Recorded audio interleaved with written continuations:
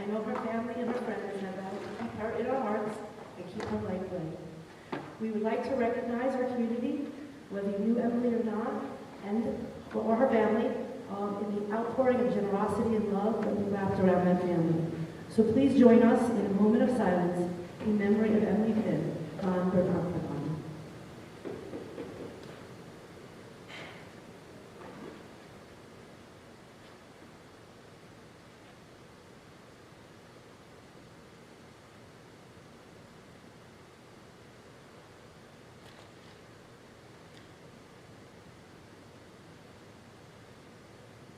Thank you. You can take a seat.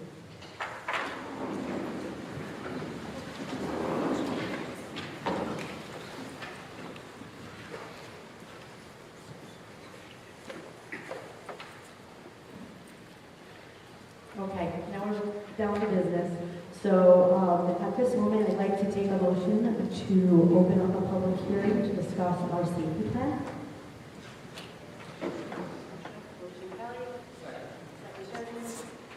Any discussion? All in favor? Thank you. All right, what that simply means is that we're opening public comment for the health and safety plan. I'm going to let Mr. Bartels explain the purpose of that and what that means for us. Thank you. Typically, the district-wide school safety plan is updated during the year. The hearing is held at the end of the year over the summer. A new plan approved for the ensuing school year. Late in August, there was a change in the state requirements to include DSHI's law as part of the district-wide safety plan and to have it effective January 28, 2026. DSHI's law provides for the implementation of cardiac arrest emergency response plans and automated external defibrillator report. There was a requirement for the cardiac response plans to be incorporated into the building permit plan by September 1st. And those updated plans were done and had to be uploaded to the New York State portal, which was done in early September. The district-wide team met on October 23rd and on December 3rd and has revised the district-wide plan to incorporate these requirements for DSHI's law. The team also included updates to our remote instruction plan and some other minor wording clarifications. As with each update to the district safety plan, the district is required to hold this hearing to allow time for public comment on the plan over the next 30 days before the board can approve the plan on its January 15th meeting. This will allow the district to meet the January 2026 deadline and DSHI's law update to be effective. This time, we'll ask for any questions or comments from the board.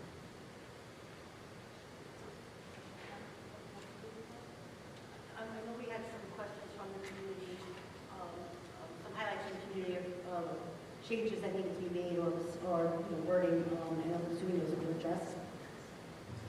Yeah, you had voted on those in September. We basically had some redundancies, a couple of repetitive locations that we had overlooked in the summer, and they were fixed, and then we voted on that at this time. At this time, we'll open up for public comment related to the safety plan only.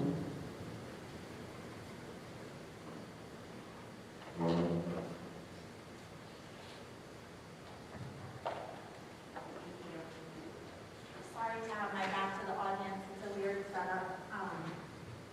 My name is Allison Ryan. I'm a mother of 2 high school students, a licensed clinical social worker specializing in intimate partner violence.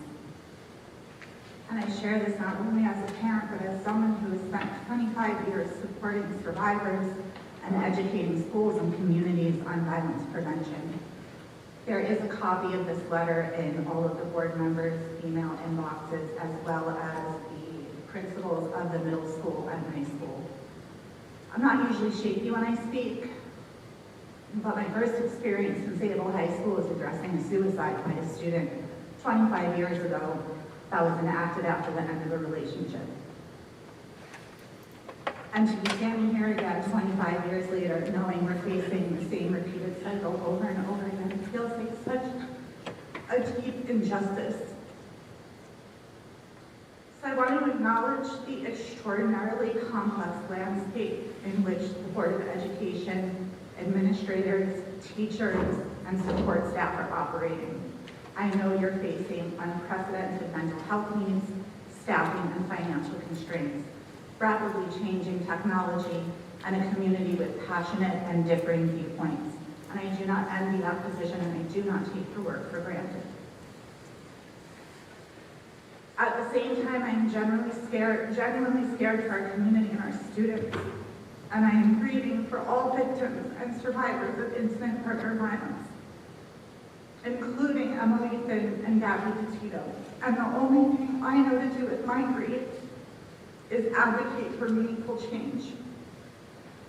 In the spirit of transparency, I also want to share that the letter I sent to the superintendent and the board president 2 weeks ago went unanswered. It's very vulnerable to express things about such intimate and personal and difficult situations, and to not have a response is painful, and it's why I'm here to speak in front of you all. Our issues that we're facing are urgent, and our community needs reassurance that voices like mine and those of our students are being heard. The murder of Emily by her former partner is an unbearable tragedy, and tragically, it is not an anomaly. Students are asking, why did this happen? Could this happen to me or my friends? Am I safe? A trauma-informed response must be offered to help our students and community heal. This includes being willing to offer truth, context, and practical tools, not silence. I am grateful for the PPS presentation offered shortly after Emily's death. The staff were compassionate and professional. At the same time, the content was geared towards a younger audience and did not directly address the relationship violence dynamics that contributed to this tragedy. Our older students urgently need developmentally appropriate, honest education about healthy, unhealthy, and abusive relationships. We do know why this happened, and we need to be honest and vocal about that. Unfortunately, our current district-wide school safety plan does not address this need. Despite its length and emphasis on violence prevention, it contains no meaningful reference to dating violence, intimate partner violence, coercive control, technology-facilitated abuse, or the elevated danger adolescents face after breakup. The reality is clear. 1 in 3 of our teens in our high school are facing physical, emotional, and sexual abuse in an intimate partner relationship.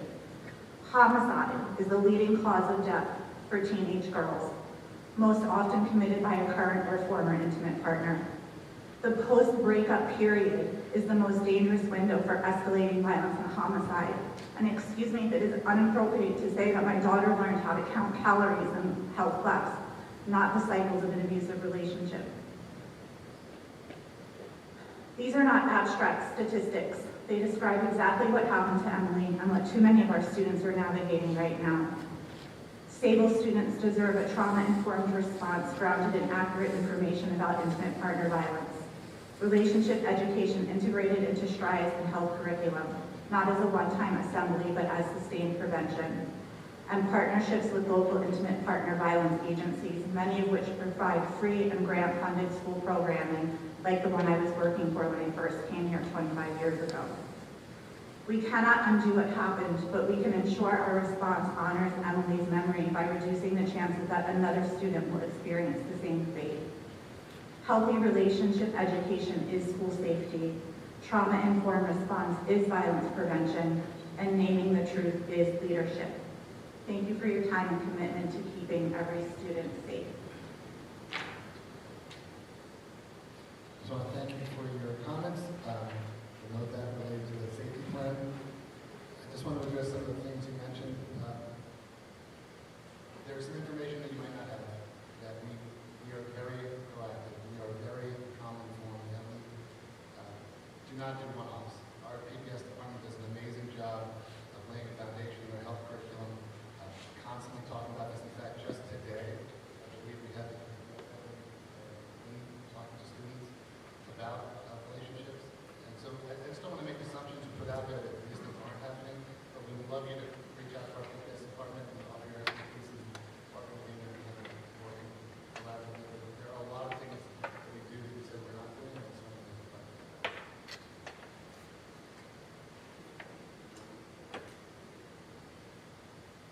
I want to preface, and I've said this many times in the past, and I'll say it again, we can always do better, right? There's always things that we can improve on, we learn as we go.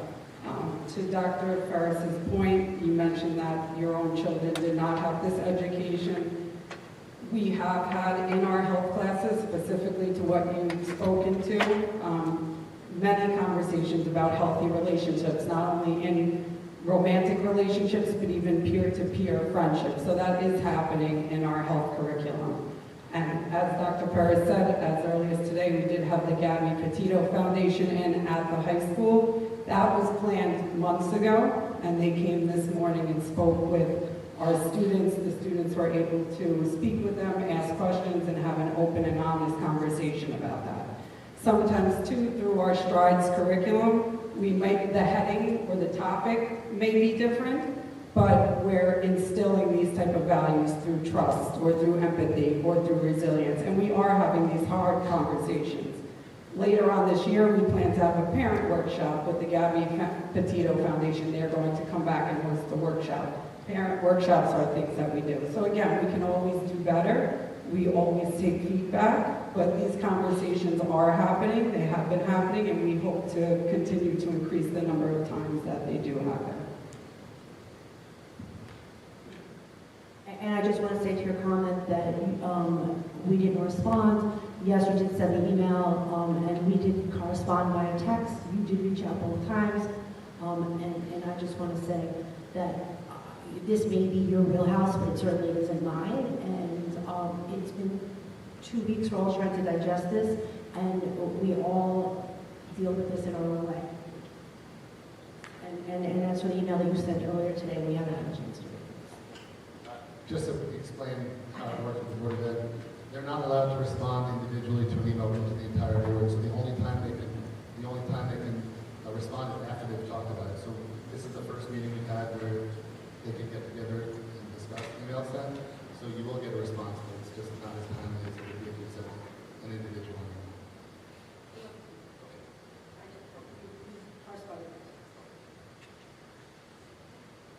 Okay, are there other comments regarding the safety plan?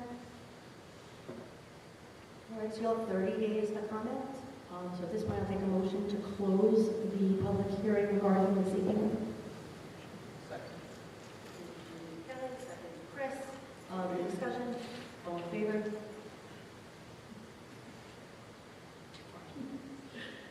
Motion carries. All right, we are now returning back to our regular public hearing, the public meeting. And in terms of correspondence, you just heard about some of it. We received a letter regarding Lincoln Avenue, and we received a letter about kudos to many of our staff members and administration across the district. Thank you for that. We also received a Christmas card or a holiday card from school. All right, I'm going to pass it over to Dr. Ferris for the superintendent's report. Thank you so much. And we want to kind of get into some of the things that is going on around the district. Then we're going to do some student recognitions. We have some amazing music students here tonight that we're going to celebrate. And then we're going to talk with the board about our budget priorities. We're planning much earlier this year, giving you more information. Mr. Bartels has been doing an analysis of our budget for this year and then preparing for next year. So we want to give you guys an update. And then we'll do our committee reports.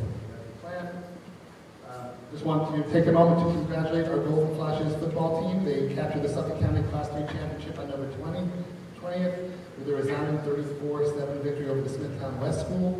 And then they went on to win the Long Island championship for the 42-35 victory over the Wantagh School District, making them the 12-0 undefeated champions. We want to congratulate our football team for a successful and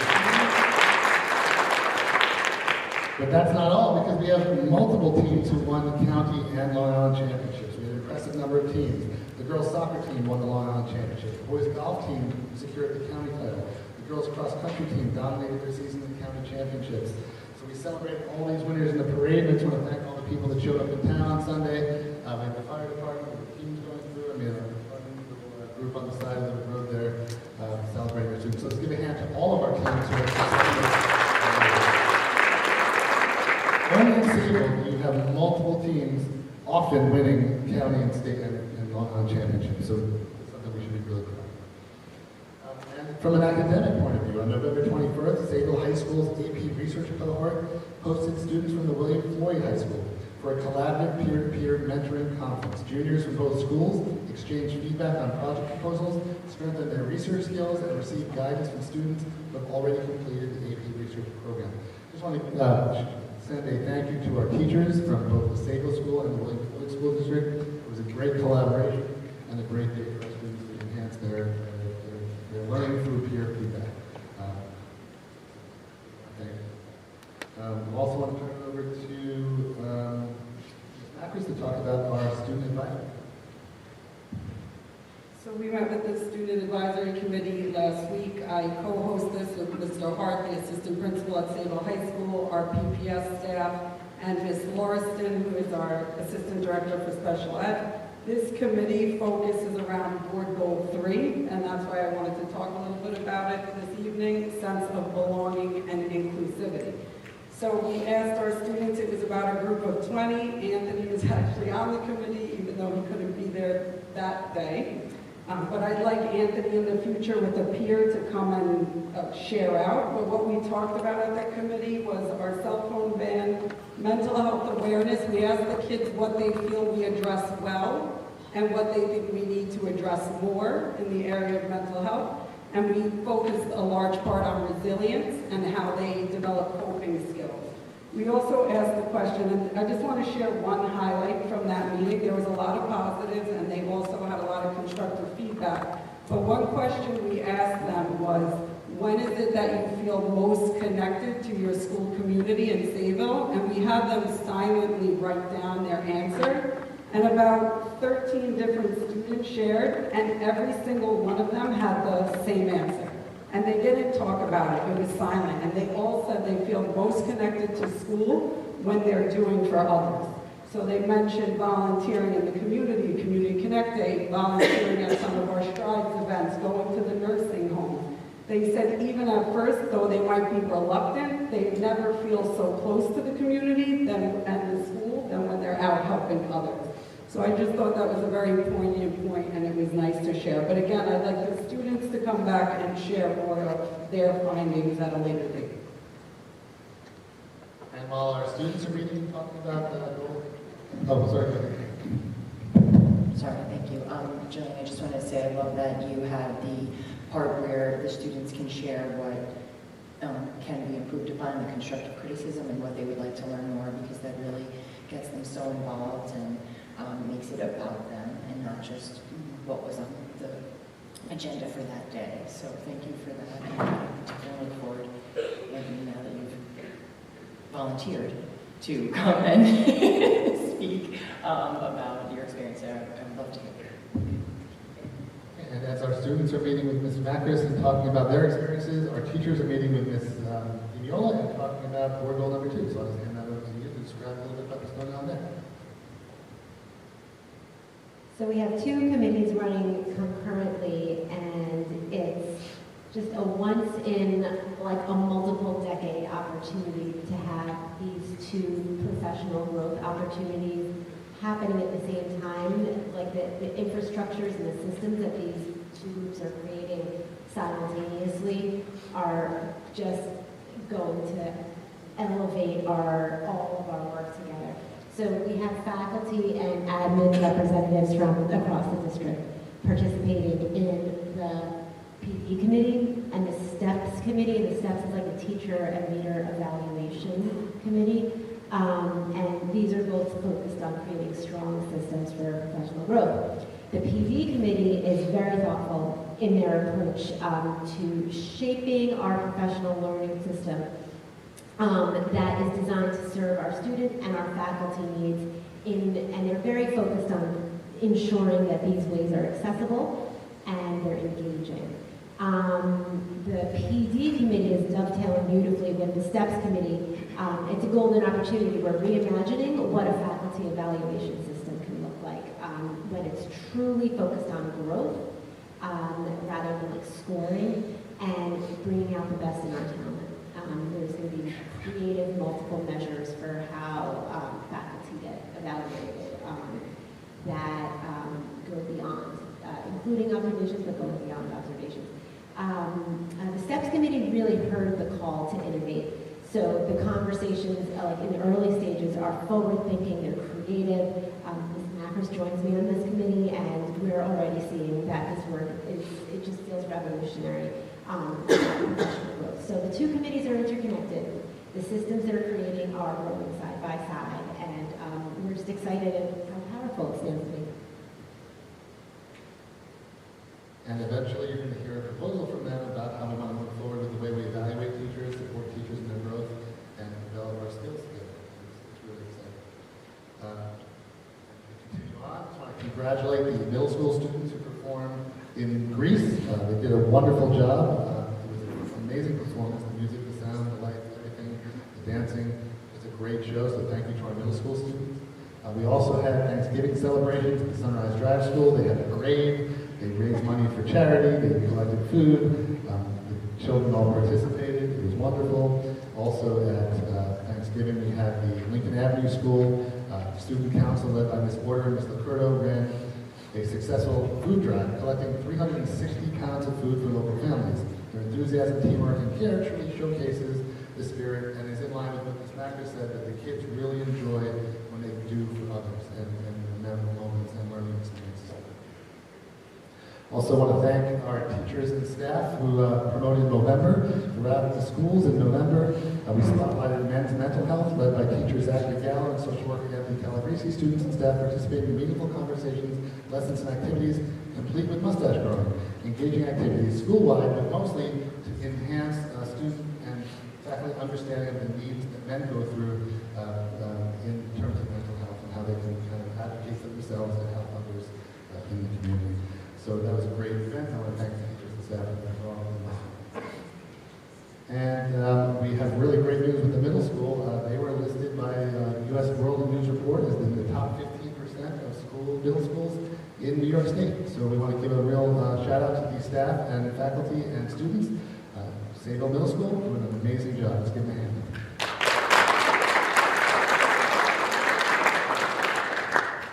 We are also now in winter concert season, so we're celebrating concerts. Sunrise Drive had their concert, Cherry Avenue, the middle school had a winter concert. They were really amazing singing and musical playing going on. The band at the elementary school did their first concert. It was great. The singers were fantastic, and I just want to commend all of our elementary schools and middle school students. We will have high school concerts coming up next week, and we're really excited for that. There's the Lincoln Avenue team. We also want to point out that upcoming is Every Child's Dream. Our student volunteers work to prepare for our annual Every Child's Dream holiday dinner. That's going to be tomorrow night. They spent their afternoon sorting jackets, clothing donations, and wrapping presents for the attendees. And the dedication to this community and the community beyond the community really embodies the true spirit of giving and the season and what it's all about. So we want to thank our students and staff at the high school who are doing this great charity event. It's one of the nicest things you'll ever see. Several hundreds of children come to the high school to receive gifts, to participate, to sit on Santa's lap, to do all kinds of fun activities. We really appreciate the work of our high school teachers, staff, and administration. And finally, we have kindergarten registration is now open. If your children is 5 years old on or before December 1st, 2026, you're eligible for enrollment in our kindergarten program. Please visit our district website for more information on how to enroll. And that kind of ends our around the district, and now we're ready to celebrate some of the students who are here tonight to receive awards. So I'm going to turn it over to Ms. Don Boxel, who's going to come up and celebrate our kids. Hi, Ms. Robinson. So I just wanted to compliment everyone. I went to some of the concerts, and the middle school musical was awesome. The amount of kids that were on the stage, I could not believe how many, like there had to be 100 kids on the stage at one point, and they were all dancing and heavily involved. The leads were great. It was really, the art was great, so kudos up and down for that showcase at middle school level was really tremendous. And it was great to even have a live pit sitting in front and having some high school kids play, so kudos to all of you that were involved in that. Thank you. All right. And now, to the moment we've all been waiting for, right? Hello, thank you. My name is Carrie Van Boxel, and I'm the Music Department Chairperson. I would like to thank you for the opportunity to recognize the outstanding achievements of our student musicians. Each year, students work diligently to prepare a solo to perform at NISMA Solo Festivals held each spring. They are evaluated by an independent adjudicator and receive a score. Based on that score and teacher recommendations, the students being recognized tonight have been chosen for honor ensembles at the county and state level.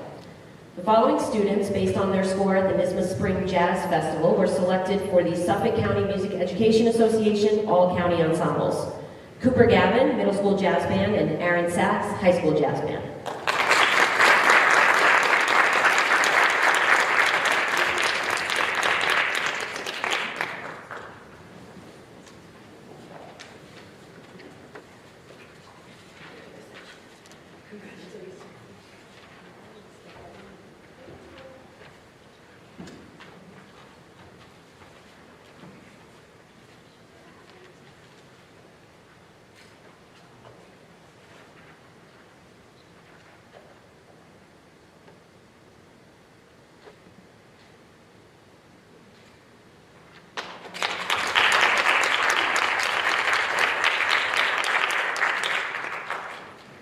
Based on their NISMA scores, the following students were selected for the Long Island String Festival Orchestras.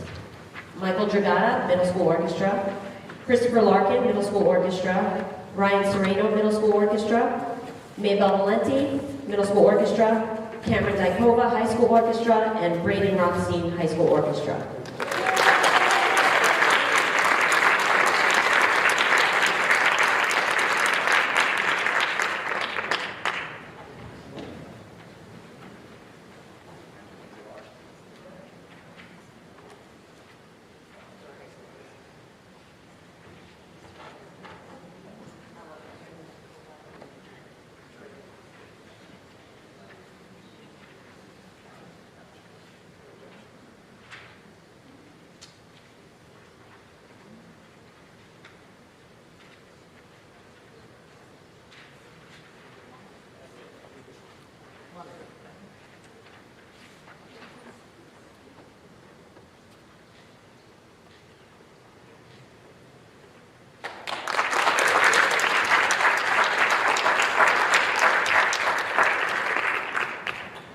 The New York State Band Directors Association selects exceptional student musicians from across the state from over 375 applicants.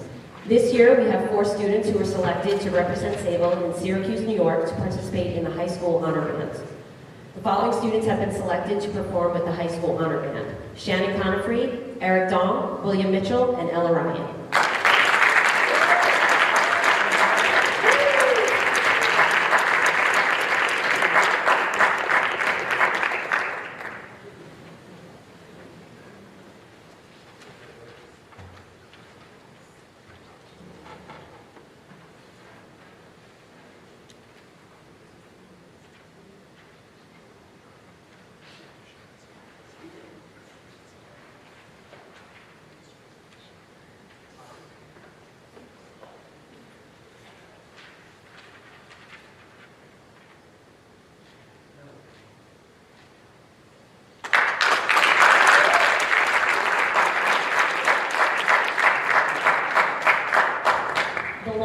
Scholar Artist Awards, presented by the Long Island Arts Alliance in partnership with Newsday, honors high school seniors who demonstrate excellence in both the arts and academics. The winners will be featured in Newsday and recognized at a year-end celebration. Congratulations to Merit Award winner Ava Hellbach on this outstanding achievement.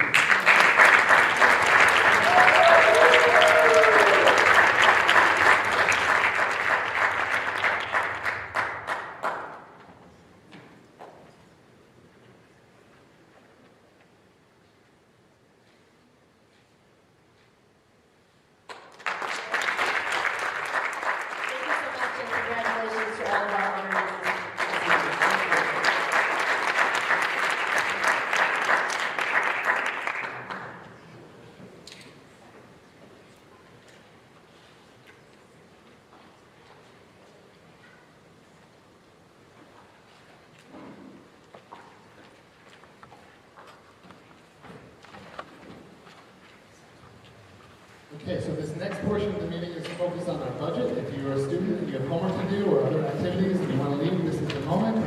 And then if you're here for the budget part of the meeting, come on closer. You can get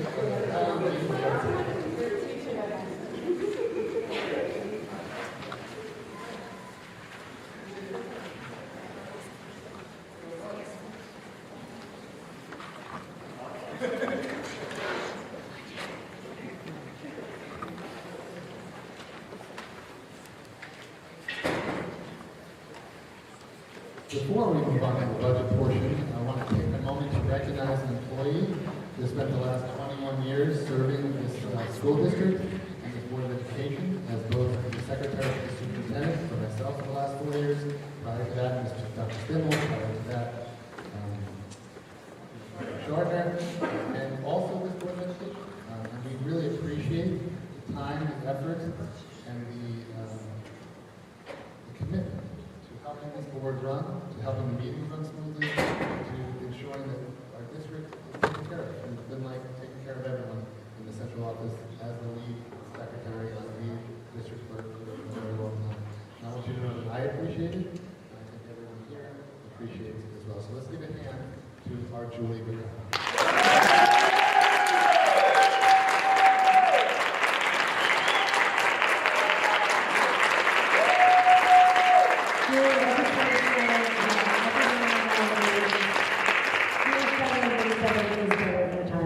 We hope that you enjoy your time as you leave here with your family, playing pickleball, running, basking in the sun. We miss you greatly. As the president currently, you do so much to help me do this smoothly, and I know that I feel that all the presidents before me, but this entire board knows what you do for us, and as the district clerk, what you've done for the community.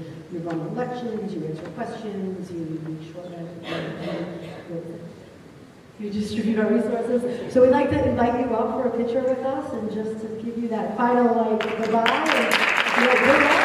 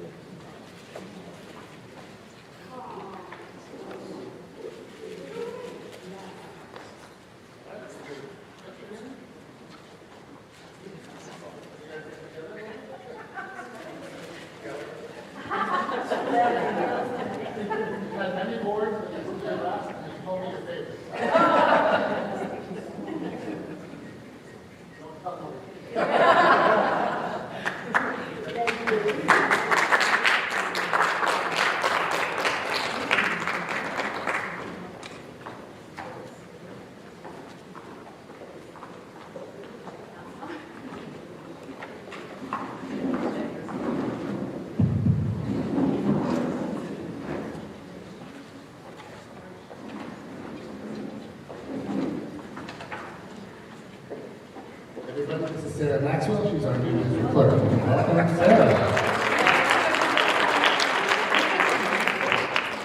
We'll be calling Julie Loffin. All right, I wanted to kind of stand in front of you because I want to present to you this next portion and to the audience. This next portion is about our budget planning and our budget priorities. But I think it's important to note that everything we do continues to be tied to 100-day study that we did 4 years ago. At that time, we surveyed parents, we surveyed community members, we had focus groups with them, we did focus groups with teachers and staff and students, and we did surveys with students to ask them, what do they believe Sayville should be about, what should the outcomes be for our kids, and what do we want for our schools?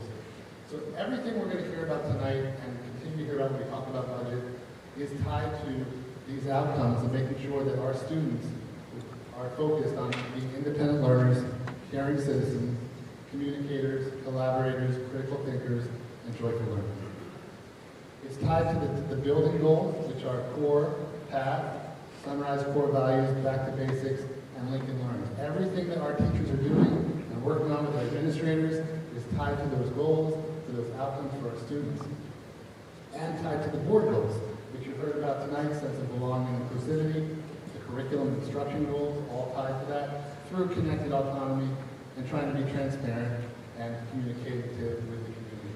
But nothing of it works if we're not looking at our fiscal planning and ensuring that we have a sound fiscal situation so that we can support these things for our students that's responsible for our community.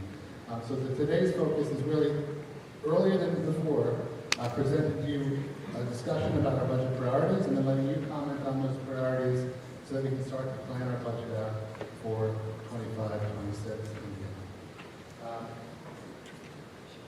I think it's important to know that everything you're about to hear tonight should not be new because it was part of our 5-year plan. And what I'm happy to report and cautiously optimistic about is working with Mr.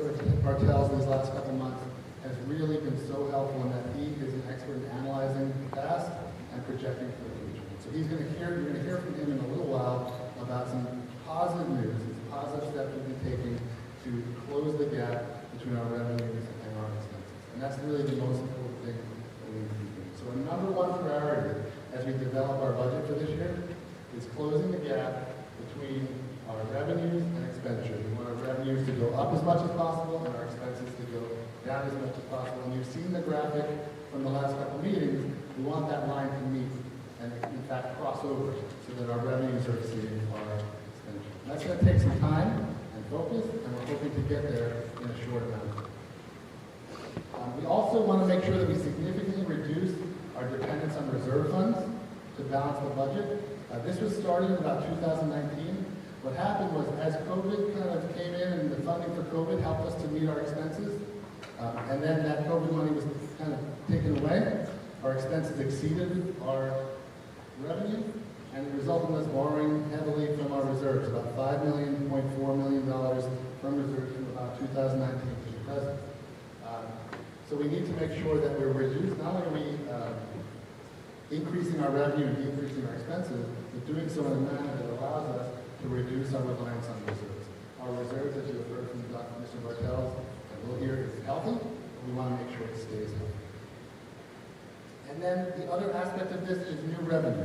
We want to look for ways to increase our revenue. We've been working with Mr. Bartels and our team, looking at our transportation aid, looking at our building aid, looking at our postage aid, trying to find ways to capture more money that the district deserves in the services that were being provided. And we've been really successful at that. We're going to hear about that. But there are other ways to enhance revenue. We've been talking to dance studios about renting out this space. We have a beautiful space with beautiful lighting, and we can make significant revenue by renting it out on weekends to great music. We're also going to be talking as a board about future stars and the idea of renting field spaces in the summer for different types of camps.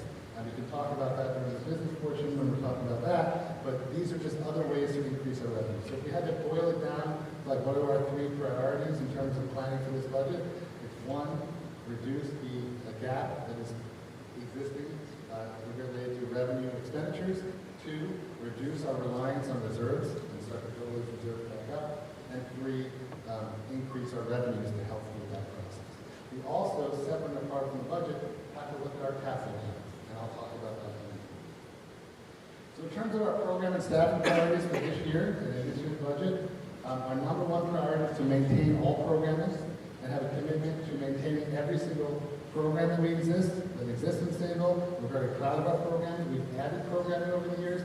We added our STEAM program at the elementary schools. We've added the reading and math that I asked for at the elementary schools.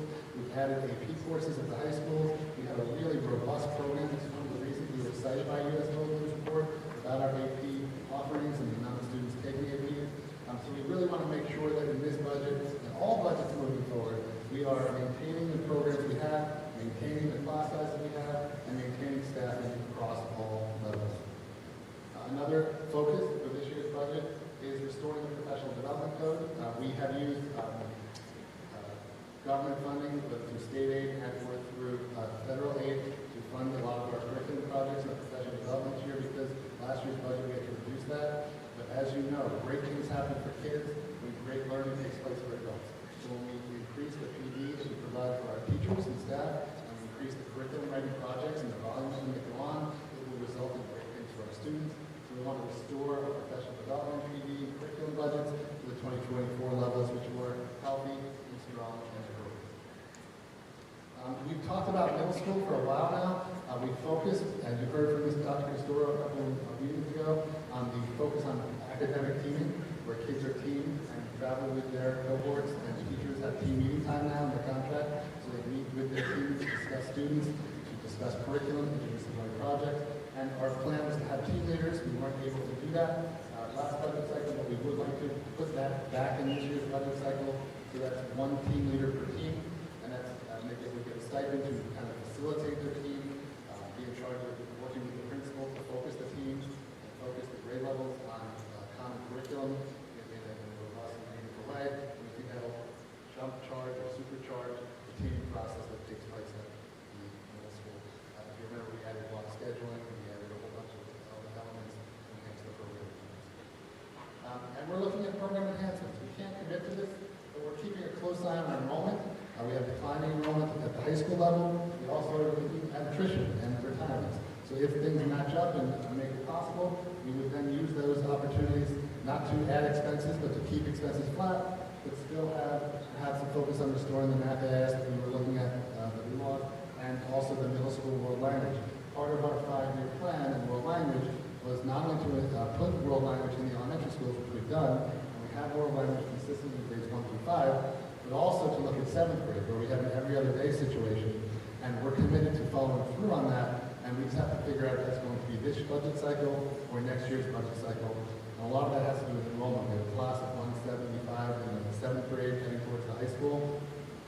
So as need for language classes in the high school reduced because of the lower enrollment, we could enhance that 7th grade program with no cost to the district. So we're looking at creative ways to continue to enhance programming, but we won't know about that until we're getting our final state aid numbers and kind of planning that out. But these are the kind of staffing priorities and the program priorities that we're putting in front of you as proposals for us as we look forward. We want to hear from you, your comments on this, and any other things you think are important. We'll try to work into our budget planning.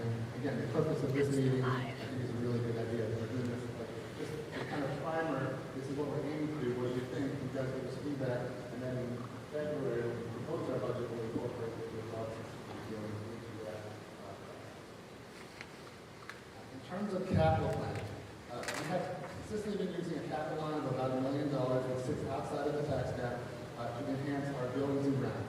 And I will say our buildings and grounds are in really good shape. We've been doing our bathrooms.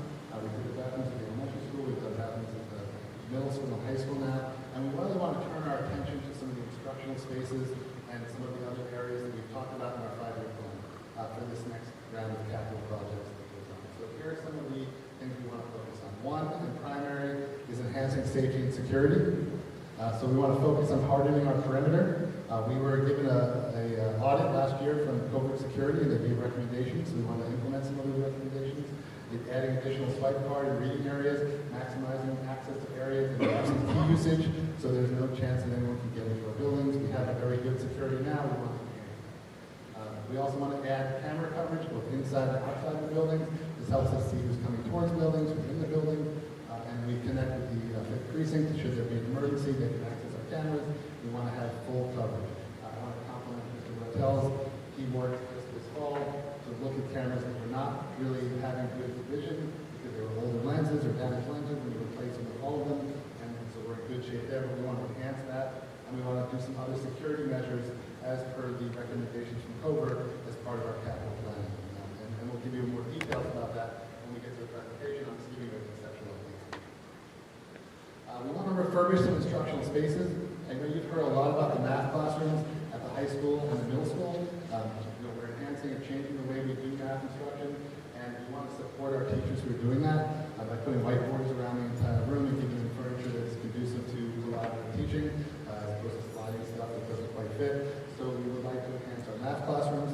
This is just phase 1. We want to look at our science, technology, and other spaces in future years, but in this year, I feel like our teachers are working really hard at this, and we want to provide them with the tools they need to be successful.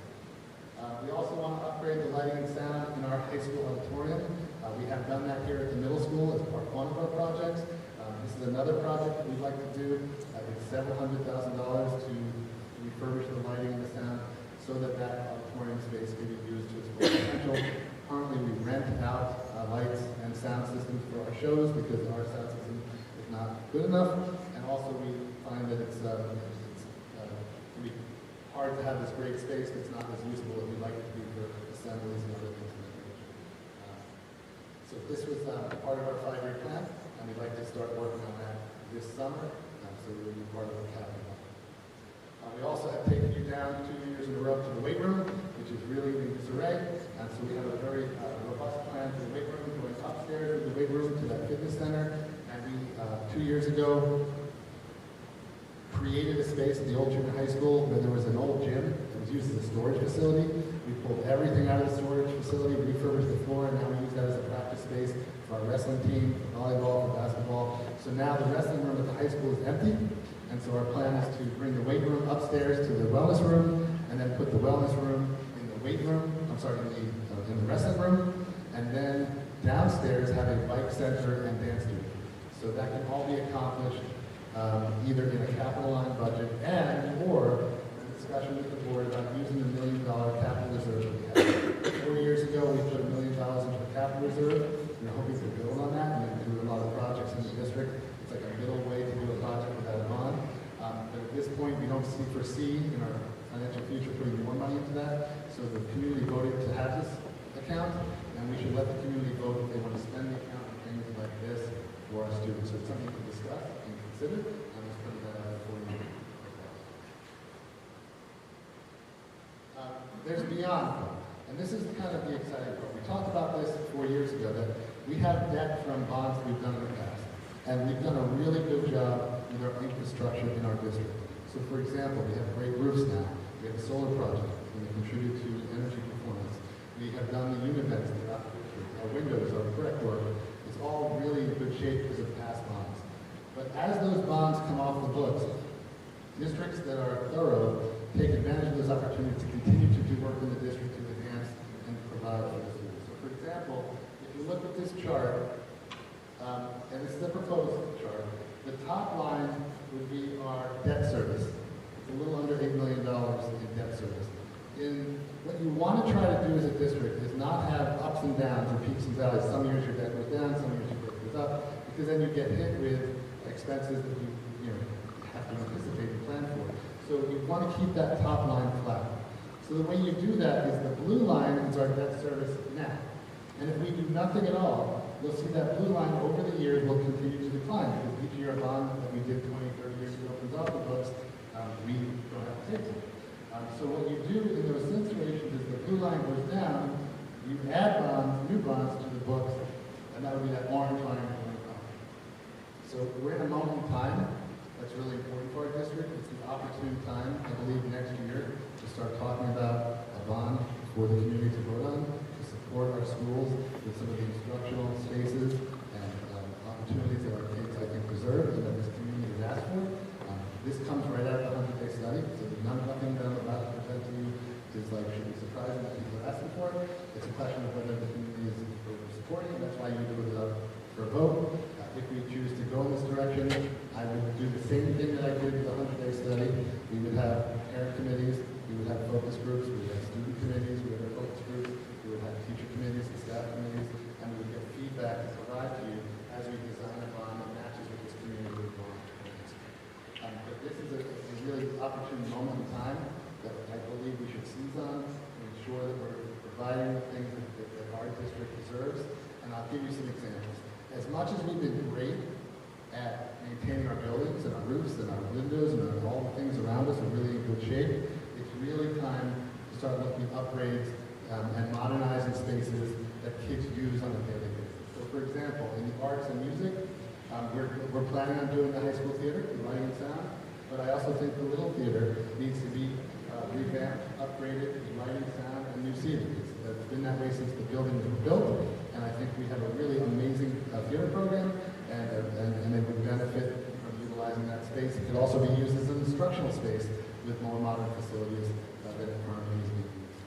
We have art classrooms we have great art programs. We want to provide equipment that's modern and technologically driven that matches what art students will do if they go to art schools and will go to art professions in their life, and also upgrades in music and recording studio. We have a recording studio facility that has been left unattended for many years. We have a morning show. We can do other things with it, with music creation, and I think that that would be really appropriate to modernize those spaces for our students in the high school.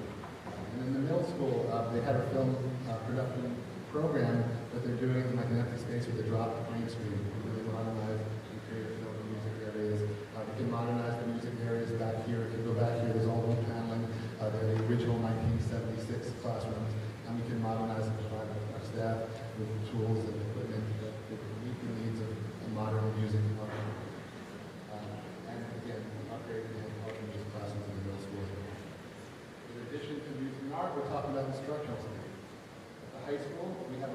business program, and it's taught out of the classroom with folding tables. I really believe, like, if you look around other districts, our program is just as good as some of the top districts in the county, but our facilities are not.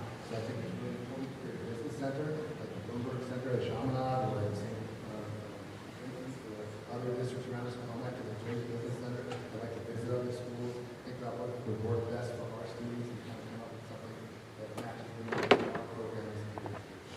Our science labs, the newest science lab in Sayville is 24 years old, and we've changed the science standards multiple times with a new approach to teaching science. We want to be able to have science labs in our high school and our middle school that match the needs of the next generation science standards.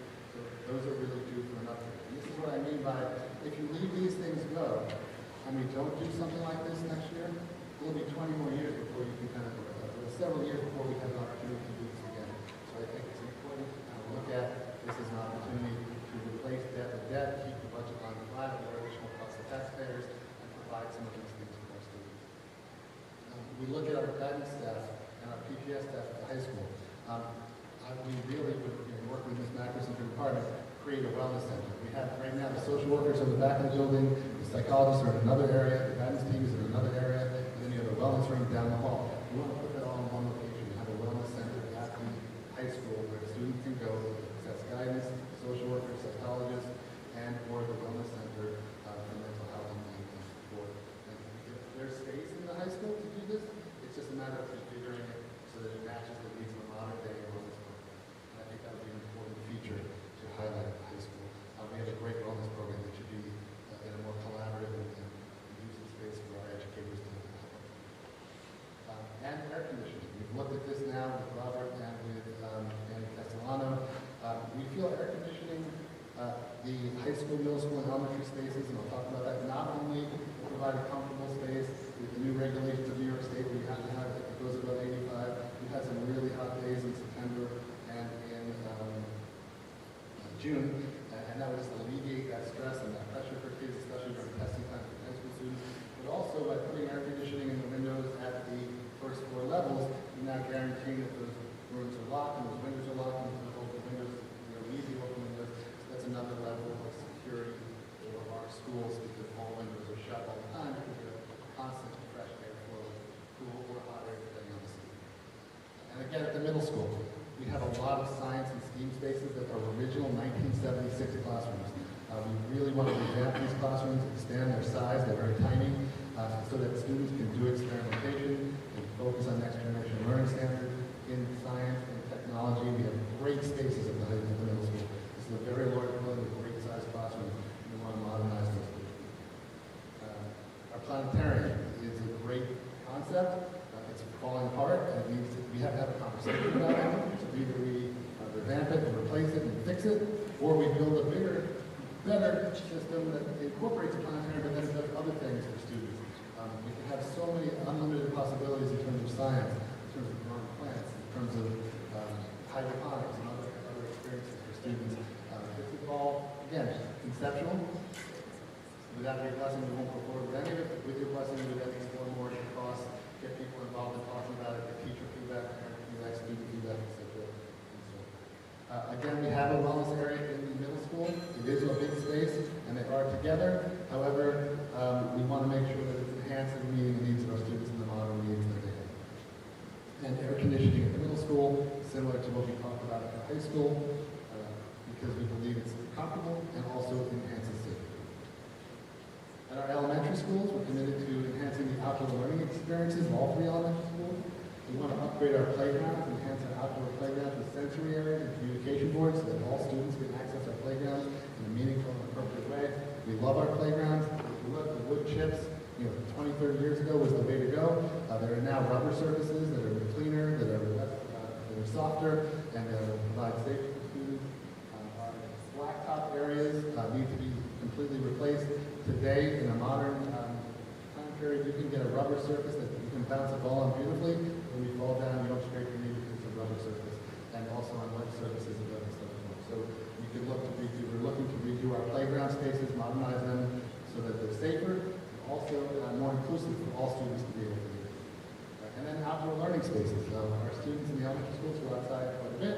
We have some courtyards. We'd love to enhance those so they're better and more conducive for either outdoor science education, STEAM learning, and or any, just, going outside and reading with this class in a Socratic circle. More sensory equipment for the elementary schools. We have a sensory room at Lincoln Avenue. We want to look to expand our sensory equipment opportunities for students who have needs across the district. And again, at the elementary level, air conditioning so that kids are comfortable on those hot days, but also so that we have a safety mechanism where all windows are guaranteed to be closed and locked throughout the day. And then we have athletics. And I know when you walked around in your building tours, Ryan Cox was very excited to share with you some ideas, and we have ideas. High school turf fields and concession stands with bathrooms that are accessible. These are not our fields, they're just examples of mock fields. The football field, the track, it's wearing out, so you want to be able to use the track for meets. The baseball field, the softball field, all fields, soccer, lacrosse, field hockey. Maintenance would be less, and we have more playable surfaces. And then also additionally, these spaces can be rented out for revenue, providing services to the district. We looked at the tennis courts, we would like to upgrade those tennis courts, and we were talking about the possibility of an auxiliary gym off the back of the high school, a second PE space. So if you could run 2 PE spaces simultaneously, that would result in less conflict for students, because we have a lot of single courses, so you have more opportunities for kids to take courses and not be locked out of courses. Run 2 PE classes simultaneously. Again, these are ideas. What you do with the bond is you take all the great ideas and you put them on the table, and then you whittle back what's possible. And then you prioritize. So I'm not suggesting any of these are priority over one or the other. That would be for our community and for you to decide, and for us to propose when we go to, and if we go to propose something to the community, we have to know in our hearts that our community participated in this process, and they believe in it and buy into it, or else it's not worth it. And then middle school, if you go out the back of the middle school, you've seen that track is really deteriorated. It's really not, we cannot run meet at that track. We have to bring the middle school to the high school track, which gets more wear and tear on the middle school to the high school track. So we need to do the track at the middle school and the field spaces at the middle school as well. Again, we put all these things into committee, we have focus groups, we kind of prioritize, and then we see what's possible and what's plausible with the type of bond we're looking at, and also what the community is willing to support.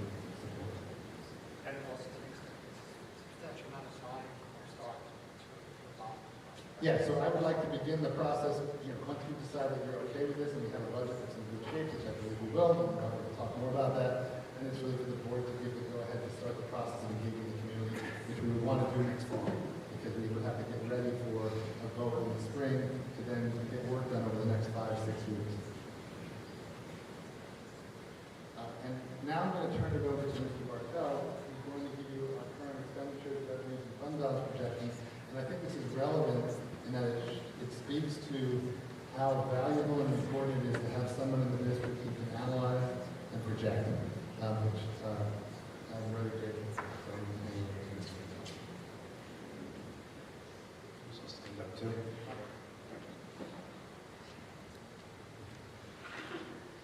Okay, I wanted to kind of give the board an update of where we are. Still early in the year, we're still in the first half of the year, but I think it's very important so that you kind of see where we are at the plan for the rest of the year. This is kind of the chart that I keep talking about, the way to bring the 2 lines together.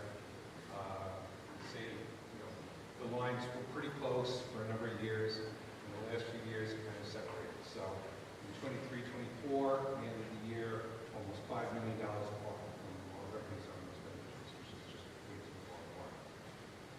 This past year, we ended about $3 million apart. So again, we're leading our reserves. We're just running over too much reserves. You have the dash lines. We're about $2 million apart. And again, this is at this point in the school year.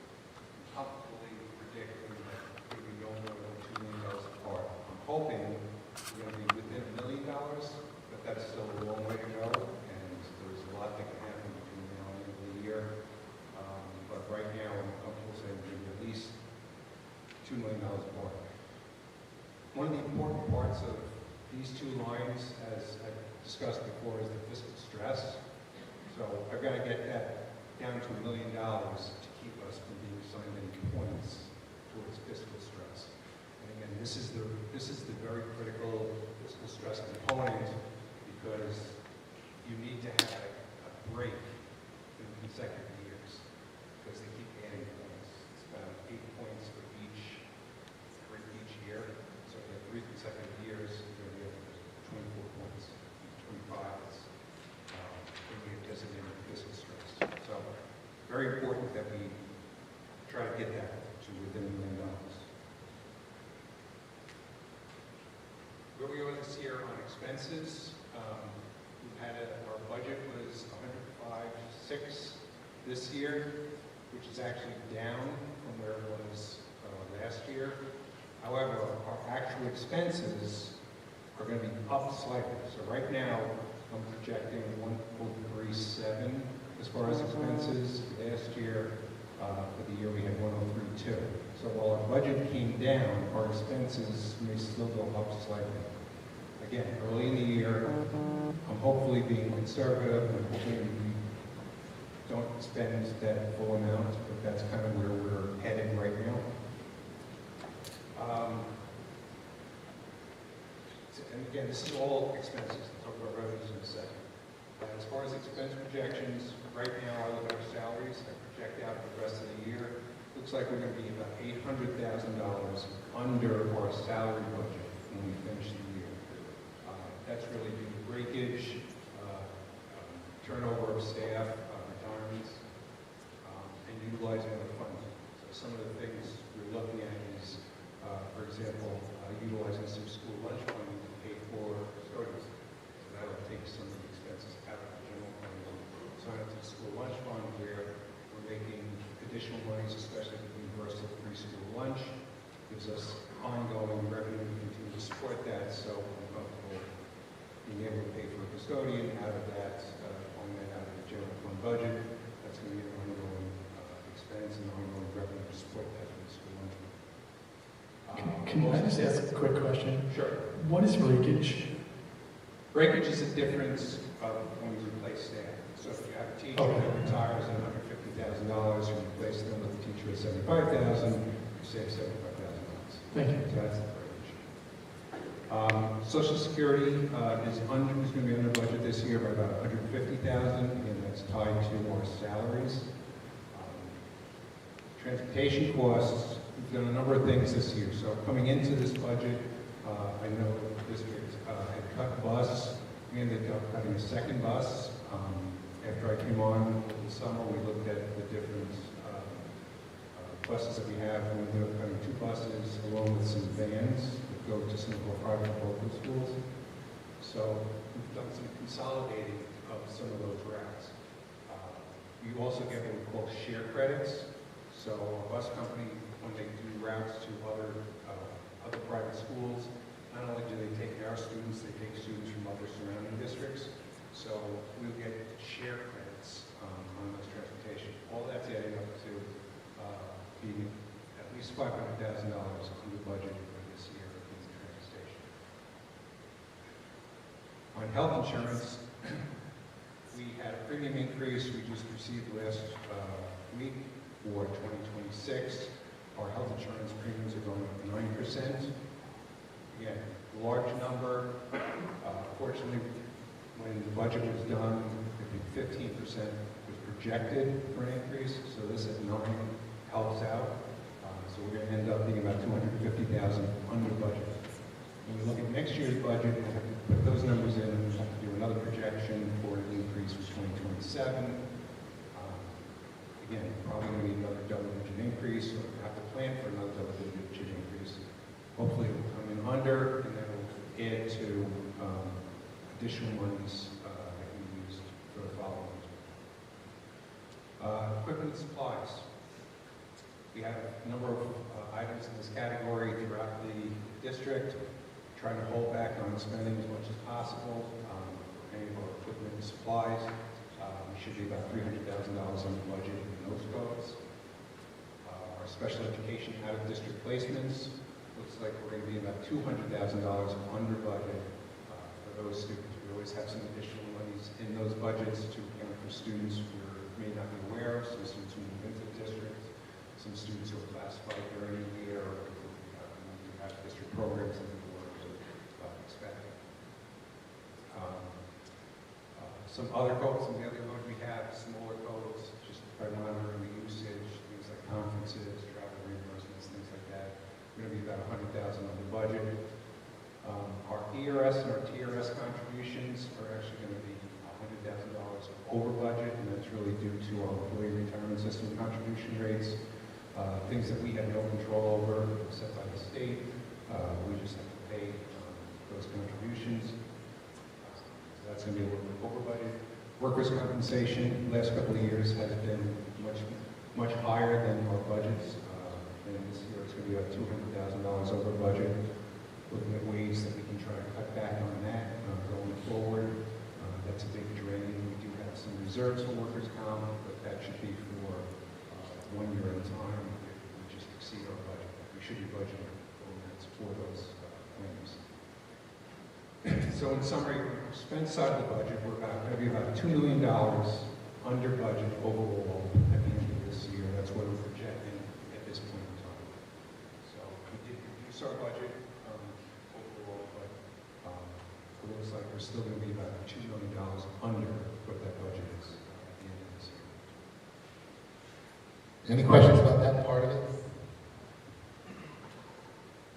Yeah, I have a quick question. So that's the current year, right? That's 25-26, so that's $2 million Yes. under what our proposed budget was.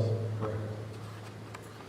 And that's through, because that's a lot of money when you're talking about, like, that's almost 2%, right, of the entire budget.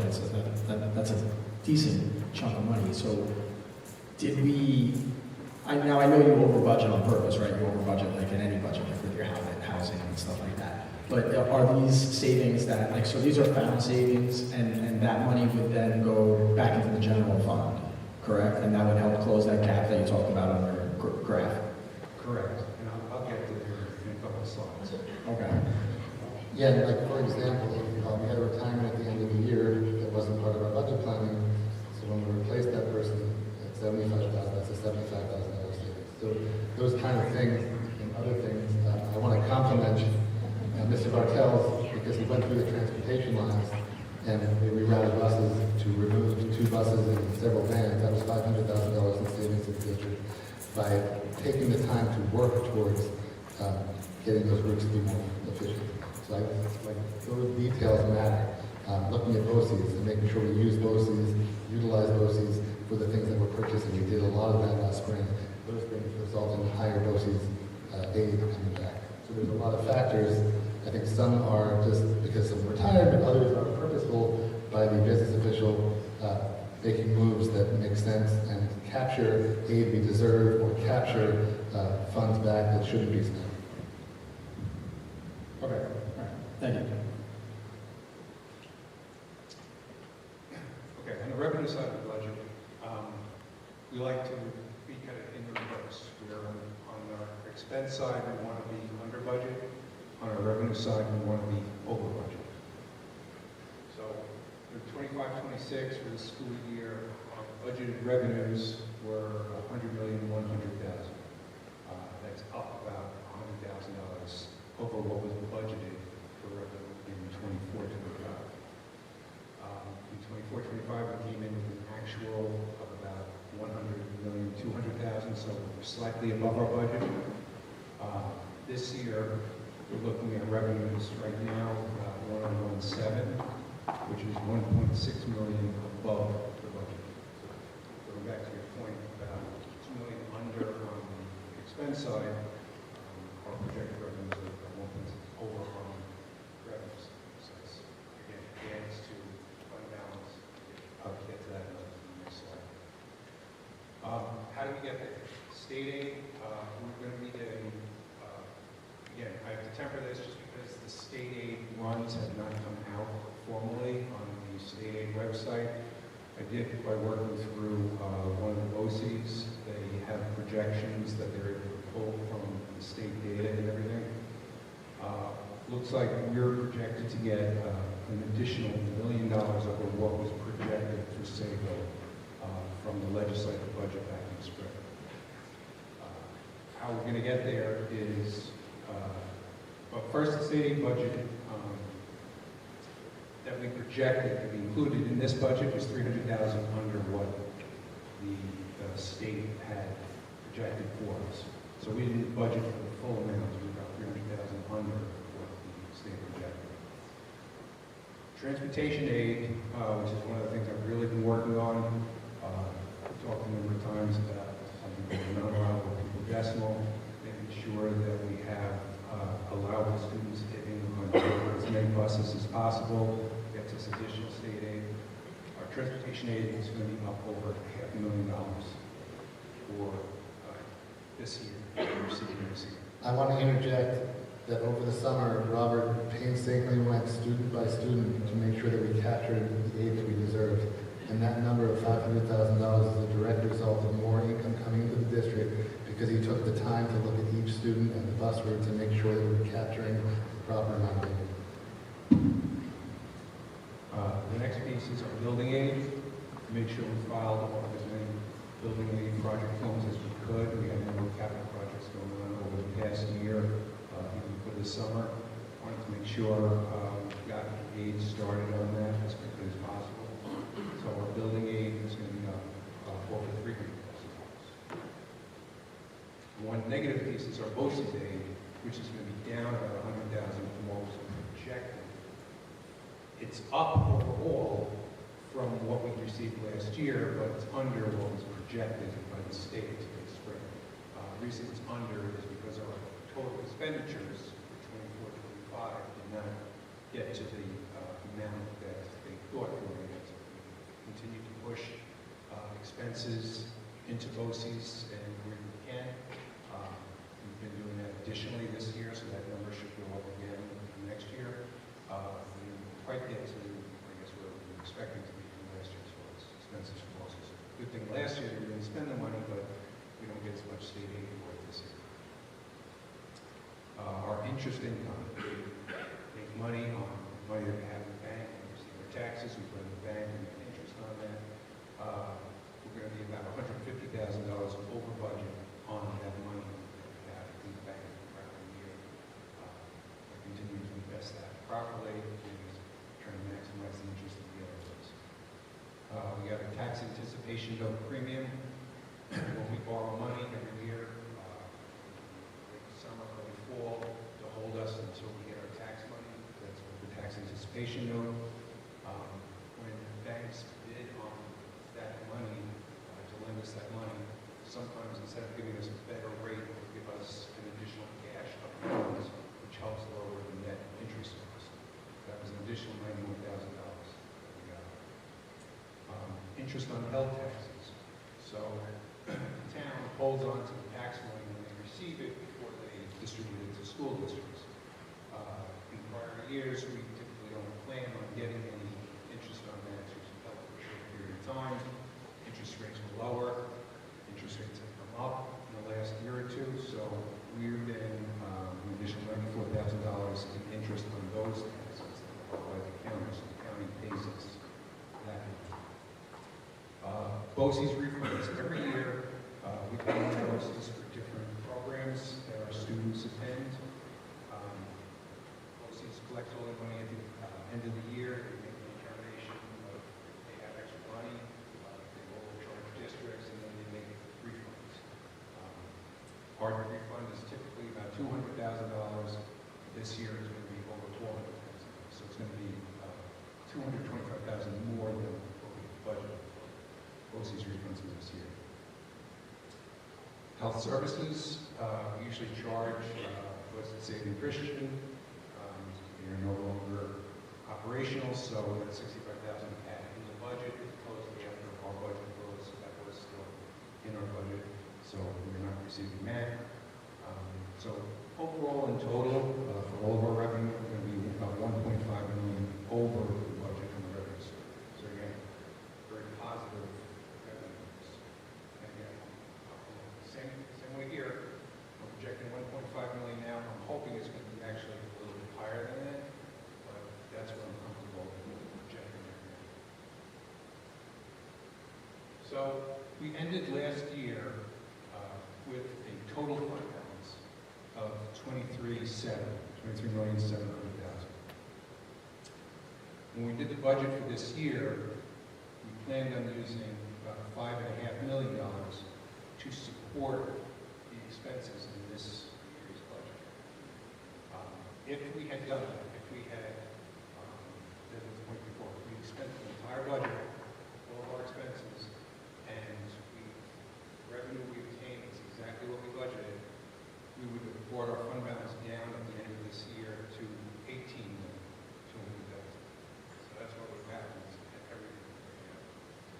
But by not spending the $2 million on the expense side, picking up the additional $1.5 million on the revenue side, it's an additional $3.5 million and add back.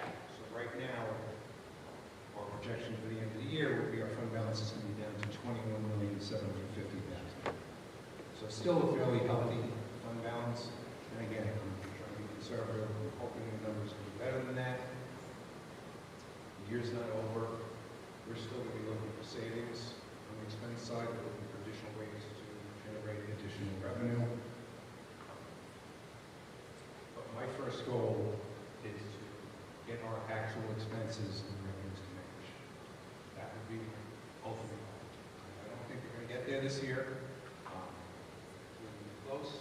The next goal is to get to within 1%. So I'm hoping that's where we're going. I'm hoping to get to within 1%, which is $30,000 of our expenses. And the last goal to get through this year, funding for next year, is to stop the use of reserves to fund the budget. You always need some reserves. You need an appropriated fund balance every year to fund your budget. You should plan on a contingency. You should plan on having extra money at the end of each year. But it has to be a reasonable amount. It has to be something that you know with pretty good reasonableness you're going to get to. So if you're budgeting $103 million, you should know that your expenses hopefully will be around 100 million. You should know you're going to have about a $2 million excess in there. Then you may have things like an additional student that needs to go to a hosting program or a special needs student. You may find that you have to open another section at an elementary school. And someone you have to add another teacher, another $100,000 in salary and benefits. There may be different things that happen throughout the year that may change those numbers, but you should be pretty comfortable that whatever number you pick for your appropriate fund balance, between underspending the budget and additional revenues, you're going to get to that number. So you can budget, hopefully you have so if you had a $2.5 million appropriated fund balance, maybe you would be projecting you're going to be $2 million under the budget on the expense side and over the budget on the revenue side. It gives you a little bit of play. That's where you plan on ending up. If you end up with more, if you end up with an extra $1 million instead of an extra $500,000 on the revenue side, and you end up with $3 million instead of $2.5 million, you take that extra $500,000 and put it into your fund balance. And you have additional fund balance to deal with issues that may come up. If you ended up, say, using $2 million on your budget on the expense side, but you didn't get those additional revenues, you came up with either, so you only came up with $2 million. At that point, that's when you would be taking $1 million from your when you come in $2 million under and your expenses rise, will that negatively impact our tax cap or our tax rate? No, it does not. That doesn't change. The tax levy, the tax cap that you have, it's monitored every year. So you establish a new base every year. So whatever the tax cap is going forward, the revenues and expenses that you have during the year don't really impact upon the tax calculation. Right, it technically goes off previous year's budgeted number, right? So it goes up the previous year's tax levy. Tax levy, okay, all right, so then that wouldn't affect it, you're right. So I was just making sure that, because I just want to make sure that, like, something sounds good and looks good, but then, there's like a backside to it where it's negatively impacting us, because that's happened before, where we've been like, oh wow, this is great, and this looks awesome, but then at the end it's like, Yeah, but it led to this, which ended up being a negative for us, so, all right, I just wanted to make sure that I had my ducks in a row. Thanks. You'll wind up with that. The only other thing with the appropriate fund balances, that would be one thing I would plan in. You should have some sort of contingencies built into your budget, so you want to plan around that. The other piece is there are reserves for bonded debt. Those reserves are expected to be used against the debt which is planned. So as you have continuing expenses in your debt service, bonded debt is supposed to be paid off on an ongoing basis each year. So that's something that should be tied to your expenses, or a portion of your expenses. Things like your teacher's retirement system, or employee retirement system reserve, workers' compensation reserve, those are not reserves that really should be used to fund ongoing annual expenses. They should be used if you have a strange year. You have 20,000 in workers' comp expenses year after year. That's what your budget is. That's what you spend. If you end up with $300,000 in 1 year, that's when you go in and use the reserve to cover that overage. But you really need to keep planning for our actual expenses and keep those in the budget.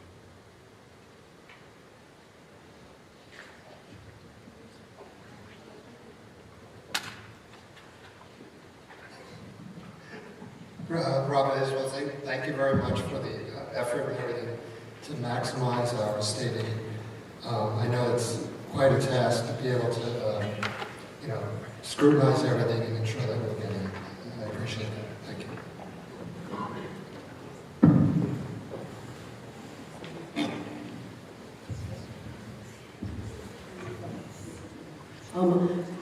Yes, I just want to say from the very beginning, Mark, watching your presentation and how our 5-year plan has started to kind of come together and the visions are moving forward, and the idea of some of the things that you presented are very amazing and pie in the sky, and I hope that somehow we can figure out how to get some of those to come to fruition. And Robert, in terms of the budgeting, and I think we all learned a lot between last year and this year, and to know that we're on the right track to getting back to the point of flush and then even possibly, in a better spot financially. When you look at the expenses, I know that, and really the revenues, a lot of it is, a guess. We don't have control over what the health insurance is going to go up. We don't have control over what ERS or TRS is going to do, so you're guessing. And sometimes that leads to, works out in our favor, and then in other years it doesn't. How much of the expense, and the same thing with revenues, obviously there are some things that we didn't predict. We didn't expect West Yale Christian to go out of business. We didn't expect some of those refunds to come back. In terms of looking at our budget from last year to this year and looking forward, I feel like just from your presentations, it feels tighter and more that we have a better understanding or vision of or grasp of what we can control. What are our fears? What are the things that can happen that we're not expecting? Obviously, the state budget tanks and we don't get the money that we're expecting. How do we? Is there a way to hedge our bets for those kinds of things? There's really no way to do that other than to try to budget conservatively as best as you can. If there is a crisis that comes up, if the state decides they're not going to fund you, for example, foundation aid, if they decide to change how they're going to do that foundation aid, we would be in trouble. We would be a lot more revenues, probably do a lot more cuts. But I would think something like that were to happen, we would get a little bit of notice for that. There was a time, probably 30 years ago now, where the state just pulled state aid directly from school districts from what they had projected for them in the spring, in the middle of the school year. It just completely devastated school districts. I don't think that would happen again. I think that would be forecast, they would plan it out, they would tell you if they're going to change that formula.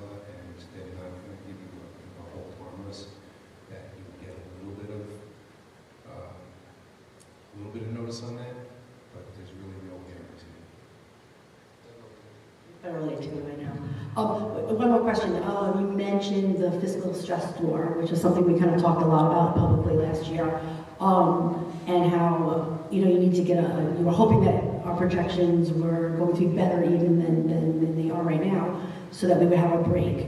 How important is it that we have that break in the fiscal stress score, and does that mean maybe looking at in the spring, like mid-year cuts or something, to make sure that we get to that, keep that fiscal stress score? Like, how important is it that we come under that? We are not going to be designated for fiscal stress in this year, even if we do fall under because I planned for that when we did our TAN borrowing. That's why I had to limit the amounts that we borrowed this year. We could have used another couple $1 million, but we couldn't afford the possibility that we generate those extra points on borrowing because of exactly this. If I can't get to $1 million, we're going to get those additional points, but because I didn't borrow money from the TAN, we're not going to be hit with other points, so we'll still be under the 25 points this year. Okay, thank you. Anybody else?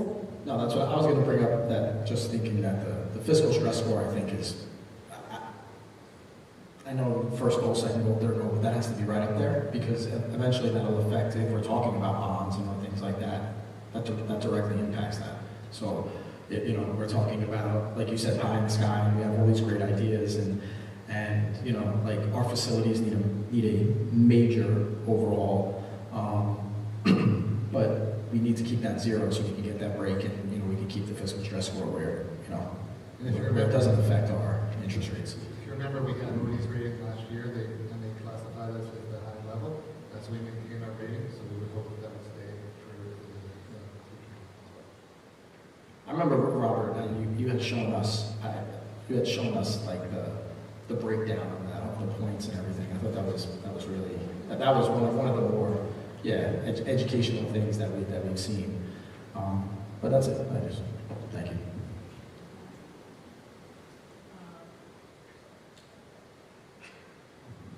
Okay, so something Dr. Ferris had said, I do welcome and look forward to the consideration of alternative funding sources for us, such as Future Stars and the dancing. Yeah, and we've been in talks, as you know, with the Future Stars. We've been talking about the possibility of you want to run a camp in the middle school area, on the fields, and in some of the classrooms. A general camp, like a 2-year-old program to 5-year-old program, general camp, and a 5 to 15-year-old general camp program. Nothing that would interfere with our camps that we run in terms of like sports camps, like volleyball, football, or cheerleading. So that we do through our foundation. We would maintain that, but we would want to rent out these field spaces, pool, and other areas here in the summer. That could be significant revenue for the district. And we've also been in talks with some dance studios who have come to visit the middle school and the high school, those other spaces. And if we rented out this space every weekend from January through May, like the programs do, it could be $100,000 plus just for renting out this theater in the course of the year. So we are looking for those things. And the more we upgrade our facilities, the more we'll be able to rent out for higher costs. Good thing to do the high school theater, because then we have another space that we can rent out. Hey, Robert, I just wanted to say thank you. I mean, the more I learn about this stuff and the more about, the students and busing and aid and, every nook and cranny to overturn. And you've saved the taxpayers of Sayville a lot of money, so thank you for that. I don't think a lot of people realize that. So you start looking at those numbers and you see $500,000 here, $200,000 there, and that all adds up. So hopefully I think we're righting the ship, and I think we're in a better position. And we still have to keep on righting the ship, but thank you for that. Just from a program perspective, any feedback from the board? This is basically the planning we're going to be doing as we start to formulate just the year annual budget. Anything in here you want to talk about, or anything else you'd like to see us aiming towards? Now would be the time to kind of give us some feedback, and then we'll kind of work that into our plan. In terms of a couple of things about facility upgrades, I think the high school auditorium desperately needs some upgrades. I'm sure Mr. Watson can tell you all about the acoustics in the room. So I think that would benefit not only the orchestra, the chorus, and the band, but also the theater. And that's where a lot of parents get to come in and see the school and see what's going on. So I think giving them an impressive experience in that is important. In terms of the idea of a wellness center, I think is very good, because a lot of students recently, we've been running like a mindfulness program in high school, where you see that going here again.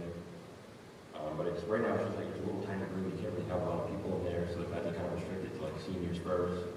So I think a bigger space where you can kind of do all that in one area would be very appreciated by our students. And air conditioning. Air conditioning is very important. It's very important. In the summer, especially for finals, in June when it's supposed to get like hot, and you're sitting in a room for 2 hours and it's 80 degrees, it's not fun.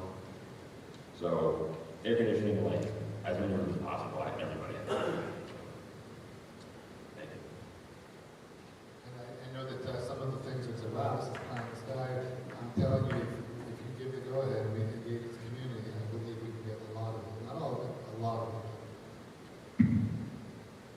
Agreed. I think that having the process that includes the community and their input is extremely important. Back to the year-to-year budgeting, the priorities for next year, I think, are in line with the things that we were talking about, and definitely in line with things we've heard from the community. Obviously, maintaining programs, maintaining class sizes, and staffing, but then teaming at the middle school and our commitment to language and enhancing those programs within our budget keeps us in line with the things that we've been talking about. So I do think that we could possibly, everyone could kind of look this over, and we might have better, well thought out comments in our budget discussion during our workshop meeting in January. But anybody else want to add? No, I think we've committed to a board, as a board, I should say, to becoming more financially responsible. And I think through attrition in the coming years, that'll help as well. But I just think, we're now thinking outside of the box to increase revenue. We have somebody in place in the business office who is thinking outside of the box, bringing experience to a position that really needs experience. That is, helping, to close the gap on both sides. So I think I'm really happy that, just to see that 1 and 2, and, our top priorities are responsibility and being responsible as spenders. Because, last year was my first year through a budget cycle. I mean, it was pretty eye-opening, but, at the same time, I want to do better, and I can do better, and I think we can do better, and I like that we seem committed as like a group to make that be our top priority. So I know there's nooks and crannies that we can dig at, and I think that's what Christine means, take some time and go through it. But I like the top priority being the top priority, because I think that's the most responsible. We have a solid ship right now. We have phenomenal teachers. We have great leaders in place in buildings and departments and things like that. So I think we just, write the financial side of the ship and let the amazing people that we have in place do their amazing work, and we go from there. And then once that gap gets closed, we look to expand where we can expand. So I'm happy with the first. And I echo that. I've done the budget now 4 years here, and last year was certainly the most difficult. And I felt like we were doing a lot of it alone in the line. And just working with Robert these last 4 months really shows you what an experienced analytical business official can do to support this now. Okay, thank you, everybody. I'm going to transition to board discussion, which is really just going to be an extension of what we just spoke about.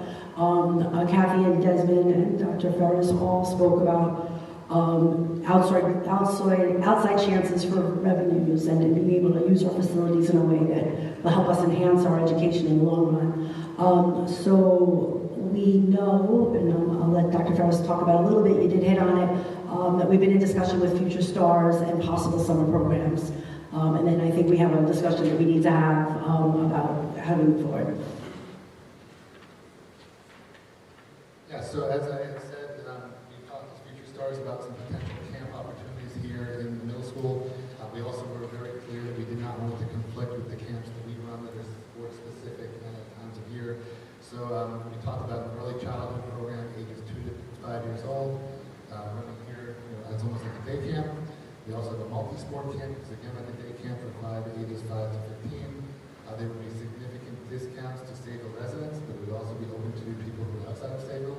The Future Stars felt this was a great location because it was right off the highway. They have big rooms, big spaces, and a lot of open space.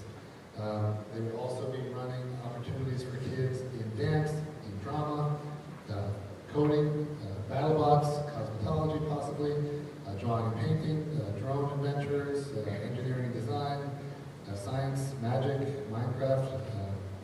They're going to offer a robust course curriculum, and then whoever signs up will run the one. They'll run the ones that obviously have it going.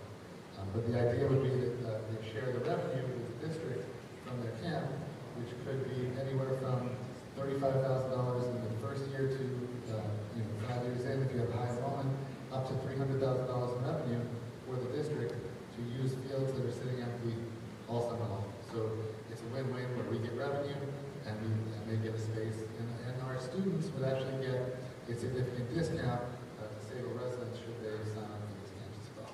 So I think it's a win for the community because there's activities for students that we don't currently offer, spaces that are not being used, and revenue getting in. And also they were giving priority to Sayville high school students that wanted to work, right? They would get priority that was a hiring. really nice feature. They had said that when they hired counselors, they would give first priority to Sayville teenagers and also to Sayville teaching staff. So they would offer to them the opportunity to interview first before they hired anybody from outside. So that would be a great opportunity for some of our high school students and our teachers to work in the summer as well. And can you discuss where we are in the negotiations process with them in terms of a contract and how we move forward from this point? Sure, we've been negotiating a contract with them. Our lawyer, as you know, Lisa, John, have been negotiating, kind of making suggestions. Their job is to protect the district, to make sure that there's no hidden things that are in the contract that we're not aware of. It gives us full right of refusal to any of the courses. So if we want to run, let's say the Sayville schools wants to run a robotics program this summer, or not, if we wanted to, we can say to them, no, we're running it. We can say no to a space, timing, everything like that. They're responsible for basically feeding their kids and for all the different activities and health and safety, bringing their own AED devices and all the equipment that they need. Their insurance has to cover so that if anything were to happen, anything to the camper would be their responsibility. We've sent recommendations to them. I have to say they've been very open. Every demand that our district has made of them, they've put into the contract, and now we're at the process where we've agreed to pretty much the terms of the contract in theory, and then we're going to send it to NYSER, which is our insurance company, to review the insurance side of things. And if they give us the green light, we'll bring it to you at our January 9th board meeting. And then you guys will get to review it and then decide if you want to approve it. They have asked if they could do some advertising, to prepare because they want campers to sign up. So what they could do is say, in anticipation of a potential camp, what's your interest, and put flyers out to the community, but they wouldn't move forward until you approved it, of course. It would be based on your approval. So, but they felt it would be better for business and better for our revenue if they could start promoting. So I did want to ask you if you were okay with them putting out some preliminary flyers and information and letting the community know that we're basically going to be attempting to run this camp should you approve it in January. Okay, so we don't have anything like officially to vote on, but I think that it would be nice for us all to weigh in on do we want to continue, to allow the administration to continue to bring this contract to fruition, and B, I don't know why it's loud, and B, are we comfortable with allowing them to start to advertise even though we haven't signed that contract? So I'd like to hear from all of you. As we just spoke, we just heard Robert talking about how important it is for us to start increasing our revenue. So I think the introduction of the Future Stars is a great idea, as long as everyone's saying, that it's not interfering with our own camps. And I think it probably is a good idea for them to start advertising because camps for summer fill up quickly, especially for the little ones. Yeah, okay. Process right now. Looks good. Yeah, I think it's win-win. It provides, and we have an 8 to 10-year-old and, more robust summer camp camps is great, especially right in the community. So that's awesome for parents and it's awesome for the school district. So I think there's multiple layers that's a positive thing. I agree. Let's start. I agree. I'm okay with it. I agree. I did a camp here for a few years. Camp Convention, I don't know if they still run it, but it was a great experience. It's a great space to do it in. You're with all your friends from Sayville, did this in Sayville. I think it's a good idea. A couple of years ago, when we had COVID funding, we were running some summer programs that we could no longer run, so this would be a nice opportunity for kids to have options for this summer. And then through Trustee Robertson, we've been working with the dance studio, and we're hoping to hear back from them soon about potentially renting out this space on weekends for dance recitals and things of that nature. So we continue to kind of find ways to increase revenue, and I think it's a good thing for the district and for our kids. Yes, I agree on all accounts as well. I want to thank Desmond for bringing the Future Stars to us, and Chris, I look forward to getting this dance thing to fruition as well. I look forward to not only the opportunities for the students in terms of the camps, the parents for a place to bring their kids, and possible employment for some of our community. I also think the chance at adding some revenue and in helping our budget woes is favorable as well. Okay, going through our agenda, our only other thing on our board discussion, hold on, was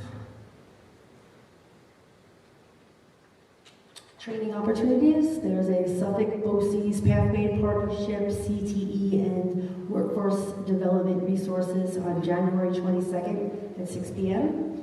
If you are able to go, please let, I guess, Julie or Sarah know. And Longwood's annual regional legislative breakfast, which is always a good one, is February 7th, 8:30 to 12. And again, that one, if you'd like to sign up, you should do it as soon as possible. I unfortunately am working that weekend, so I will not be able to make it. All right, any questions, comments? Okay.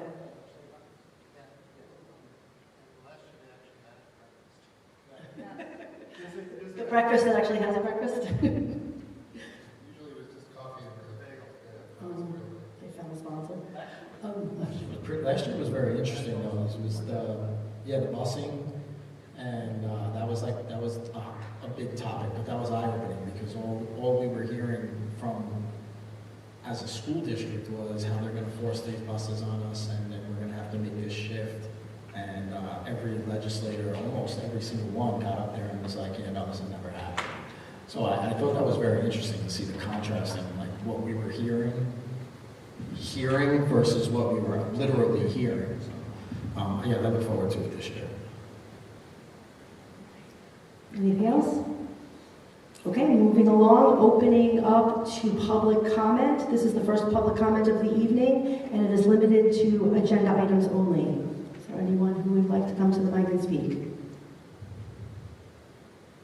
All right, seeing no one, we will move on. Thank you.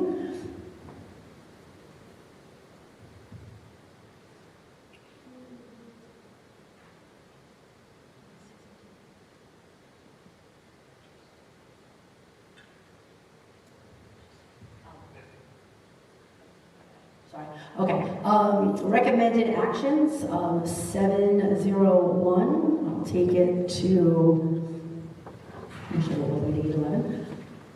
811. Motion. Kelly. Second. Tom. Discussion. I just want to acknowledge and thank the Suffolk Transportation Services who very generously donated 3 buses to bring our guests to every child's dream, which is amazing. So thank you to them for that. And we'd also like to thank both the Sayville School Employee Charitable Foundation and the Friends of Sayville Education for their dual $600 donations for the middle school Frost Valley field trip, which is going on right now. So thank you for that. Any other discussion? I just want to say the same thing. Ditto. All right, all in favor? Motion's carried. Okay, looking at new business, I'm going to take 901 to 903. Motion? Tom, second Desmond. Discussion? All in favor? Motion carries. New business, we have 2 walk-ons, which means they were late. They were late additions to tonight's agenda, and I would just like to say that we have Miss Katie Foreman is leaving our district and moving on to a new endeavor, and we wish her the best luck. And we would like to welcome back Mr. Michael Baio to our high school. Mr.